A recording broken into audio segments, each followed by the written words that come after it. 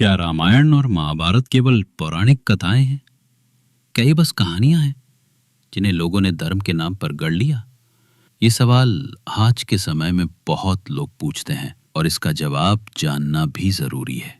सबसे पहले समझिए, रामायण और महाभारत को इतिहास कहा गया है। इतिहास नहीं, इतिहास यानी इतिहास अर्थात ऐसा वास्तव में हुआ था।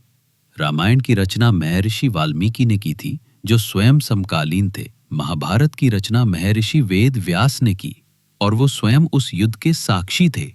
रामायण और महाभारत में जो विवरण है वो किसी कल्पना से अधिक विज्ञान और खगोल शास्त्र पर आधारित है। रामायण में श्री राम के वनवास के समय सूर्य, चंद्र और ग्रहों की स्थितियां दर्ज हैं। नासा के खगोल शास्त्रियों ने इनका अध्ययन किया और पाया कि ऐसी स्थिति 7000 साल पहले वाकई घटी थी। महाभारत में युद्ध के दिन भी सूर्य ग्रहण, चंद्र ग्रहण और तारे किस दिशा में थे, इसका विस्तृत वर्णन है। वैज्ञानिकों ने सॉफ्टवेयर के माध्यम से उसकी पुष्टि भी की है। राम सेतु, जिसे आज एडम्स ब्रिज कहा जाता है, भारत और श्रीलंका के बीच समुद्र में मौजूद है। नासा के उपग्रह चित्रों में ये स्पष्ट दिखाई देता है। इसकी लंबाई, दिशा और संरचना रामायण के वर्णन से मेल खाती है। महाभारत में वर्णित नगर हस्तिनापुर, इंद्रप्रस्थ, द्वारका, इनमें से कई को पुरातत्व विभाग ने खोजा और प्रमाणित किया है। द्वारका के समुद्र में डूबने की बात स्क्रिप्ट्स में है और आधुनिक खोजों ने उस नगर के अवशेष समुद्र में पाए भी हैं।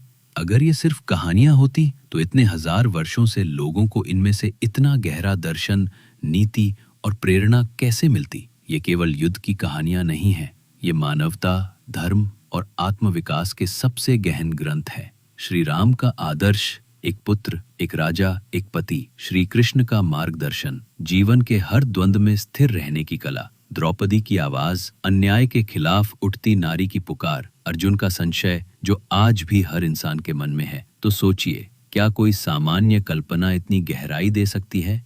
रामायण और महाभारत सिर्फ कथाएं नहीं है, ये हमारी सांस्कृतिक स्मृति हैं, हमारे इतिहास की आत्मा है। समय आ गया है कि हम इन्हें फिर से समझें, विश्वास से नहीं, तथ्यों और शोध से। क्योंकि जब आप जानेंगे तो आप जुड़ेंगे, और जब आप जुड़ेंगे तो गर्व महसूस करेंगे।